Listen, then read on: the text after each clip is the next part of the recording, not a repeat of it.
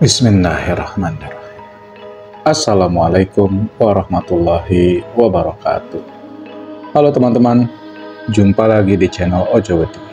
Terima kasih kepada teman-teman yang telah mendengarkan dan telah mensupport channel ini, agar channel ini makin berkembang dan bisa diterima oleh khalayak yang lebih ramai.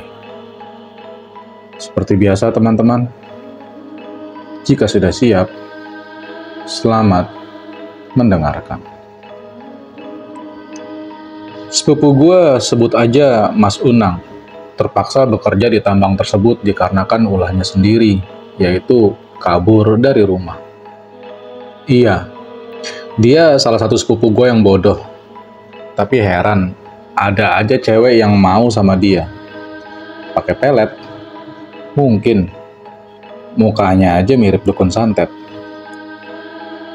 Umur 17 tahun lebih banyak.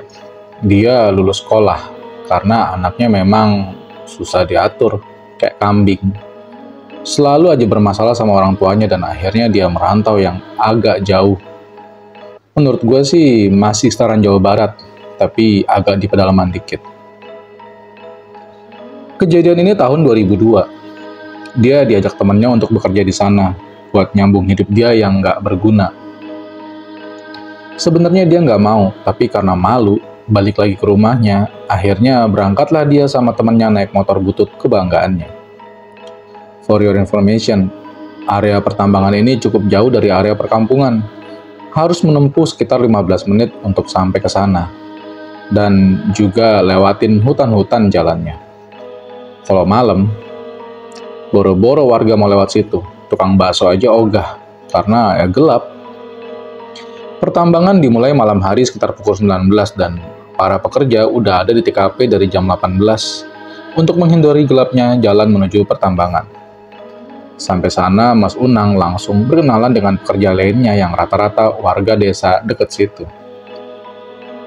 Setelah berkenalan, Mas Unang diberitahu hal-hal yang harus diperhatikan saat bertambang dan hal-hal yang nggak boleh juga.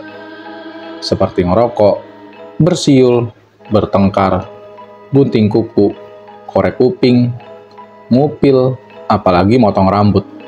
Nggak boleh, katanya, karena gelap. Iya juga sih ya. Di sekitar tambang juga ada tenda yang dibangun pekerja untuk sekedar beristirahat dan ngopi-ngopi sembari ngobrol. Ada juga pedagang yang jualan.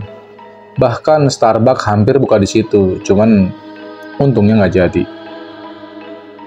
Setelah semua selesai, Mas Unang langsung ikut dalam tambang dan dengan penerangan lampu petromak, masuklah mereka berbarengan. Perhatiin gimana caranya menambang dan juga peralatan yang dipakai, karena ilegal jadi peralatan juga seadanya. Setelah paham, Mas Unang langsung mulai bekerja. Oh iya, untuk masuk dalam tambang harus bergantian ya, sekitar 3 orang dulu, dan nanti selanjutnya yang lain masuk karena usia tambang yang cukup tua untuk menghindari longsor. Mas Unang dan temannya, kita sebut saja Supri, selalu bersama saat menambang dan ditemani satu seniornya untuk memantau mereka. Awal datang, Mas Unang dan Mas Supri juga nggak pernah diceritain sejarah tempat ini. Apa pernah ada kejadian horor atau enggak? Sengaja mungkin, biar nggak takut. Seminggu bekerja dalam gangguan, Mas Unang dan Mas Supri yang sudah mulai terbiasa dengan pekerjaan akhirnya mulai ditinggal seniornya. Sebagai gantinya yaitu pekerja lain yang juga baru di situ. Mas Unang ini tipe yang takut. Enggak, berani juga enggak. Macem telur setengah mateng lah. Kalau ada gangguan gitu ya paling dia cuekin aja. Beda dengan Supri yang paling penakut. Padahal mukanya itu serem, jenggot panjang macem bulu ketek menjulur keluar dari baju. Nah, Mas Supri inilah yang pertama digangguin mereka.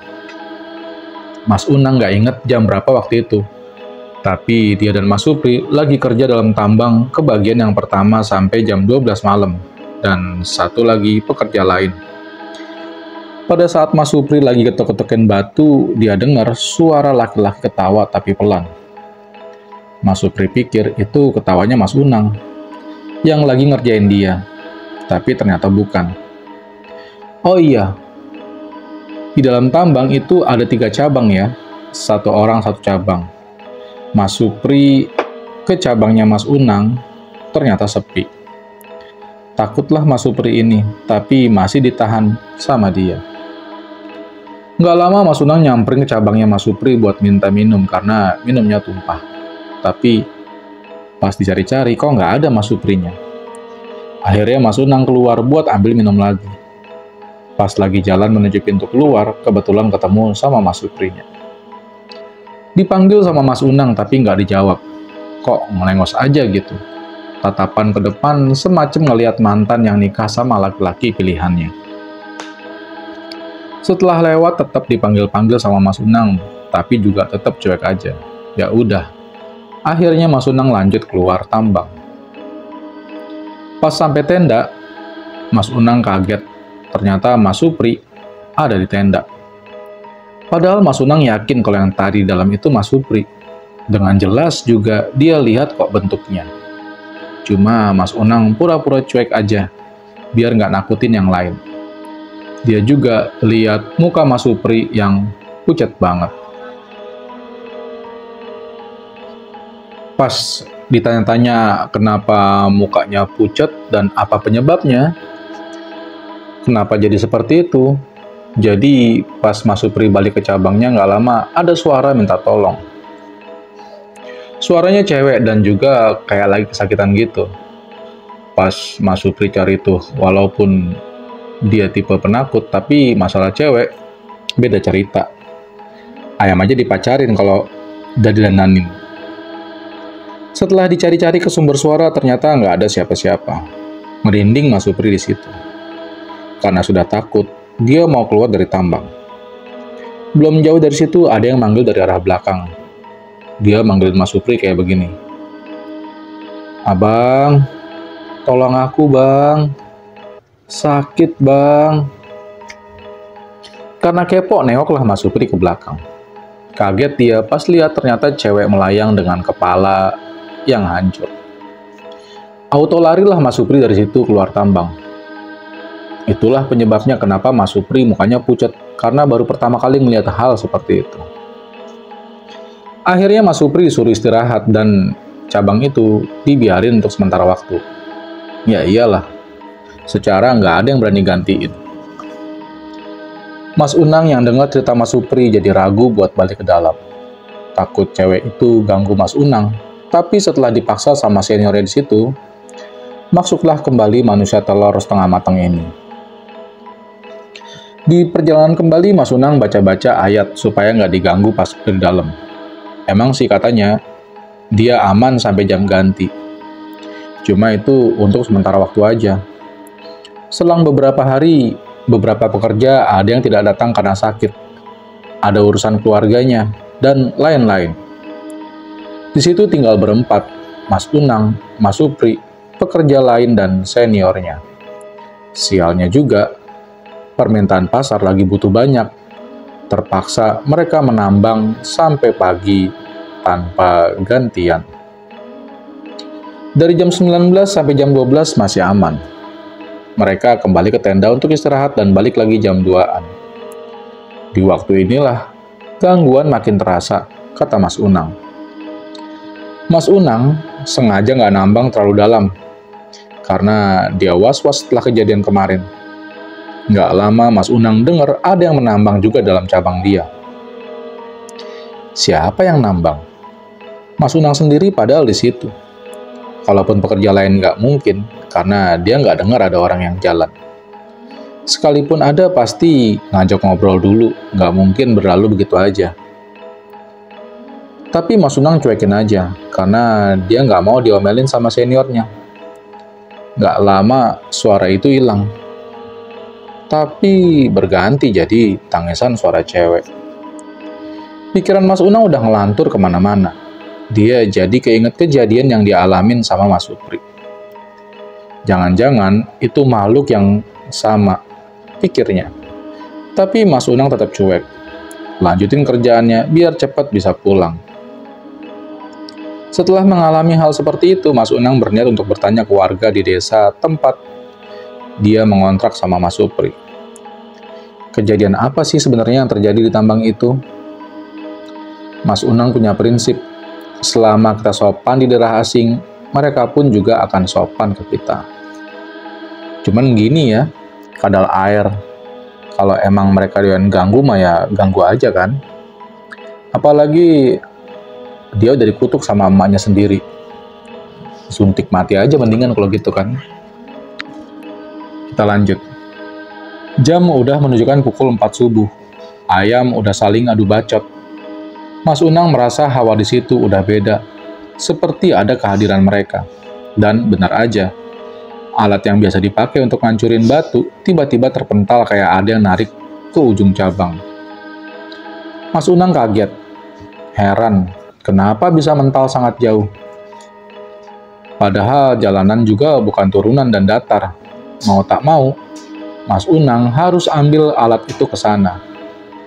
Sebenarnya ini tindakan yang nekat, karena salah satu larangan kerja di situ yaitu masuk terlalu dalam ke cabang. Akhirnya Mas Unang ngajak Mas Supri untuk ke dalam cabang, tapi mereka berdua ragu. Mereka takut terjadi apa-apa. "Nang, lo yakin mau masuk?" tanya Mas Supri. "Yakinlah, daripada kita kena maki." "Ya udahlah, kalau gitu jalan depanan dong." "Elah, mau depan, belakang, apa bedanya sih gemblong?" Setelah perdebatan lama, masuklah dua terong bodoh ini ke dalam. Mas Unang di depan dan Mas Supri di belakang. Bermodalkan lampu petromak, mereka pelan-pelan jalan menyusuri cabang. Kata Mas Unang, selama jalan itu hawa berubah-ubah. Dari dingin ke panas, lalu ke dingin. Ini cabang lagi meriang kali ya. Berubah-berubah dari panas dingin. Setelah perjalanan udah mulai terdengar suara tangisan perempuan. Feeling Mas Unang pasti telah terjadi sesuatu di sini yang buat arwahnya jadi nggak tenang. Suara itu berasal dari dalam cabang. Mereka sempat berhenti karena takut.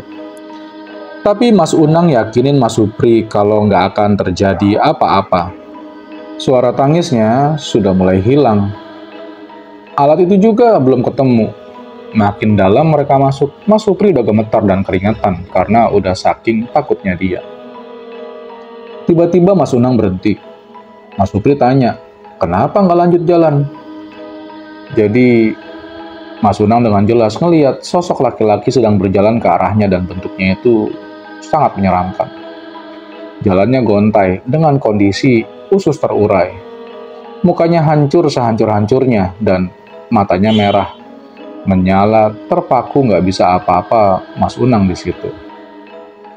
Mas Supri yang belum sadar dengan ada sosok itu masih mencoba bertanya ke Mas Unang ada apa di depan. Akhirnya Mas Supri ngeliat ke depan dan langsung pingsan saat itu juga. Sosok itu langsung berbelok setelah dekat dengan Mas Unang. Mas Supri udah tergeletak di tanah seperti corok yang siap diinjak. Mas Unang tahu kalau Mas Supri pingsan, tapi dia juga lagi ketakutan sampai nggak bisa bergerak.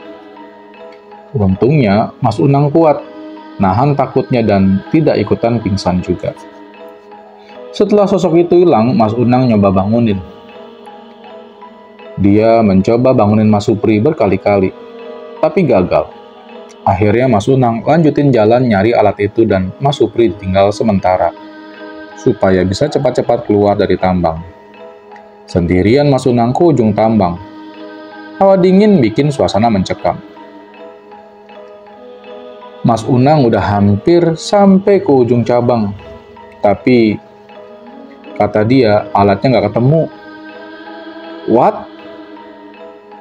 Kok bisa? Mas Unang heran. Kok bisa nggak ada? Karena khawatir dengan kondisi Mas Supri yang sudah terbujur di tanah, dia akhirnya balik lagi buat jemput Mas Supri dan dibawa ke tenda untuk disadarkan. Sampai tenda, seniornya kaget karena ngeliat keadaan Mas Supri. Sebenarnya sok kaget sih, karena dia udah tahu ada yang nggak beres di cabang itu, cuman ya dia diam aja. Mas Unang langsung ngambil minyak kayu putih biar siuman. Tapi apa mau dikata, Mas Supri lubang hidungnya kecil kayak sarang semut. Jadi nggak mempan. Ya sudah, dia biarin aja dia siuman sendiri, ntar juga bangun. Sembari nunggu Mas Supri siuman, Mas Unang nanya-nanya ke seniornya, apa yang sebenarnya terjadi sama tambang ini dan kenapa sampai ditinggalkan. Awalnya nggak mau diceritain, tapi ya diceritain juga sih. Dasar manusia labil. Jadi gue lupa tahun berapa kata Mas Umang, tambang ini dibuka sama tentara Belanda. Kalian pasti tahu sejarah gimana kejamnya kerja Rodi waktu itu kan? Ini kisah kelam yang mungkin nggak banyak orang yang tahu, kata seniornya. Saking kejamnya, rakyat kita nggak boleh istirahat 1 menit pun waktu itu. Gila nggak sih? Ada suara cewek nangis kan? Iya Kang, itu kenapa ya? Cewek itu dulu juga korban kerja Rodi. Dia mau diperkosa sama tentara Belanda, tapi melawan. Jadi cewek itu diikat di ujung cabang lalu 1 meter dari tempatnya dipasang bahan peledak dan akhirnya tertimbun. Mas Unang langsung diem, nggak bisa jawab apa-apa. Sumpah, kejam banget. Seniornya juga tahu kok kalau banyak gangguan dalam tambang. Cuman dia udah terbiasa dan juga karena tuntutan hidup terpaksa harus berani. Nah, sosok yang usus terburai itu masih nggak ada hubungannya sama Belanda. Sosok itu korban perampokan yang dibunuh di sekitaran tambang di siang hari. Karena yang kerja di tambang itu malam, jadi kalau siang ya sepi banget. Berarti lo baru lihat 2 sosok itu doang kan? Mas Unang heran, kok seniornya bisa tahu? Padahal dia belum cerita apa yang dilihatnya di dalam. Nanti akan ada sosok lain lagi. Jadi, lo waspada aja ya. Ini si asu, bukannya bikin berani malah bikin takut. Mas Unang sampai kepikiran. Mau mandi kepikiran, makan kepikiran, boker juga kepikiran. Bahkan lagi bengong juga kepikiran. Aduh. Waktu udah pagi. Mas Supri belum siuman juga dan 1 pekerja yang lain baru keluar dari tambang. Mungkin karena sudah terbiasa, jadi berani dia sendirian aja dalam situ. 1,5 jam kemudian Mas Supri siuman. Akhirnya nih kerak telur bangun juga ya. Sebenarnya yang cerita tentang Belanda itu panjang, tapi gue males dan juga lupa ingat-ingat, jadi yang penting-penting aja lah ya. Mas Supri nggak mau kerja dulu setelah kejadian itu. 3 hari dia izin untuk menenangkan diri di kontrakan. Jadi Mas Unang kerja sendirian. Sebenarnya hari pertama Mas Unang kerja sendiri itu dia dapat gangguan di tambang. Cuma menurut gue nggak terlalu serem. Ini cerita lainnya di luar tambang ya. Kejadiannya di jalan menuju daerah pertambangan yang gelapnya juga banyak pohon-pohon tinggi. Hari kedua Mas Supri pergi ke kota buat belanja keperluan di kontrakannya dan pulangnya malam. Jam 3 sore, Mas Unang ketiduran. Ini kesalahan fatal, karena jam 6 udah harus tambang semua. Mas Unang baru bangun jam 7 malam. Aduh, parah. Kaget lihat jam, dia langsung buru-buru menuju tambang. Ragu karena jalan yang harus dilalui gelap dan juga serem, tapi dia nggak mau kena omel seniornya nggak masuk tanpa izin. Akhirnya tetap berangkat Mas Unang ke sana. Kalau kayak gini sih namanya ngantor nyawa ya. Setelah keluar desa, tibalah di jalan yang serem. Kondisi jalan itu kelok dan di sampingnya ada banyak jurang juga. Kurang perhatian karena jarang dilalui sama warga desa, Mas Unang nggak berani ngebut karena lampu motornya memang remang macam rumah kena razia. Setelah perjalanan aman, tapi pada saat belok ke kiri, Mas Unang kaget karena ada Mbak Kun berdiri tepat di tengah jalan. Otomatis, Mas Unang banting setir dan jatuh. Motor juga langsung mati saat itu juga. Sadar kalau itu Mbak Kun yang begal, Mas Unang langsung buru-buru bangun. Dia nyoba nyalain motornya, tapi nggak bisa-bisa. Mas Unang panik karena Mbak Kun itu masih berdiri dan parahnya lagi ngeliatin Mas Unang. Mas Unang udah keringetan parah. Padahal malam itu angin cukup banyak dan juga hawanya lagi dingin. Ada sekitar 3 menit Mbak Kun itu ngeliatin Mas Unang dan akhirnya pergi gitu aja. Bukan menghilang, melainkan terbang ke atas pohon diiringi dengan ketawanya yang khas.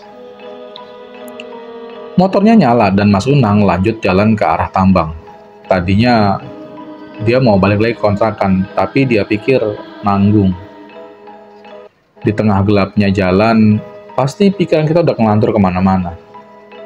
Mas Unang ketemu sosok laki-laki umur sekitar 70-80-an. Lagi berdiri di pinggir jalan. Tapi Mas Unang gak berani nyapa karena takut bukan manusia. Jadi dilewatin saja sama dia daripada terjadi apa-apa. Tapi anehnya, sosok itu ada di setiap belokan. 4 kali belokan Mas Unang ngelihat sosok itu. Heran, gimana caranya bisa ada di setiap belokan juga dengan posisi yang sama. Makin paniklah dia. Motor langsung digas dengan polnya biar cepet nyampe ke sana.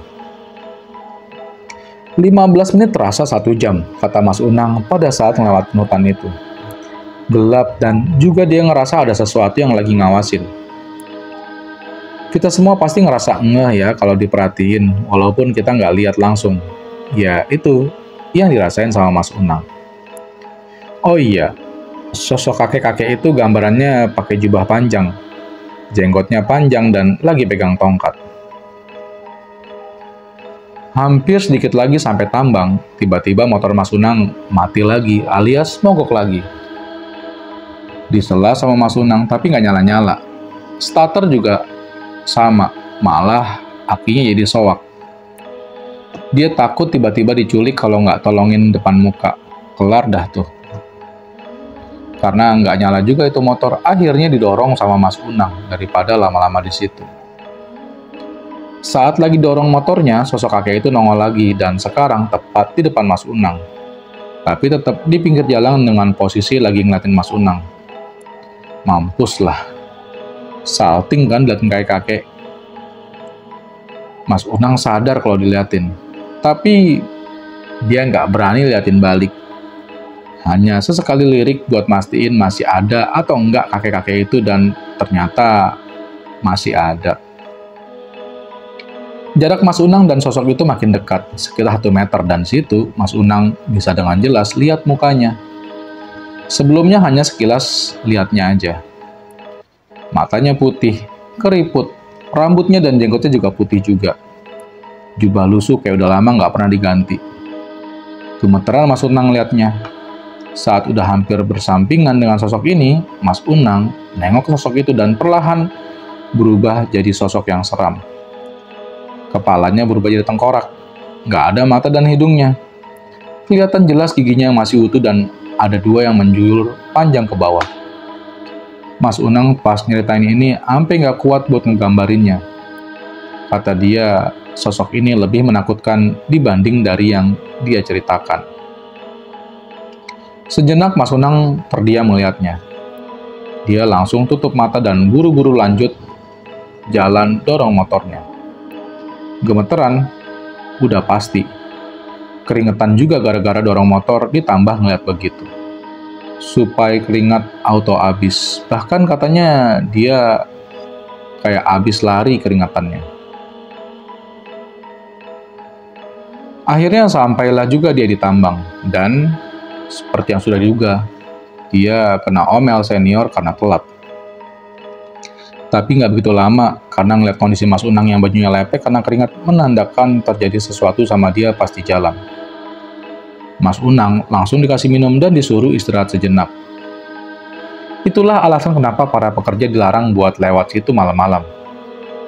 Jalan itu terkenal angkernya sama warga desa dan kata seniornya, sosok yang dilihat Mas Unang itu belum seberapa. Masih ada lagi yang lebih menakutkan dan aneh-aneh. Jadi, Mas Unang bisa dibilang termasuklah dia beruntung karena hanya bertemu dengan sosok yang seperti itu. Masih banyak setan lainnya, teman-teman. Jangan lupa untuk terus mengikuti ceritanya di channel Ojo Gede. Akhir kata, wassalamualaikum warahmatullahi wabarakatuh.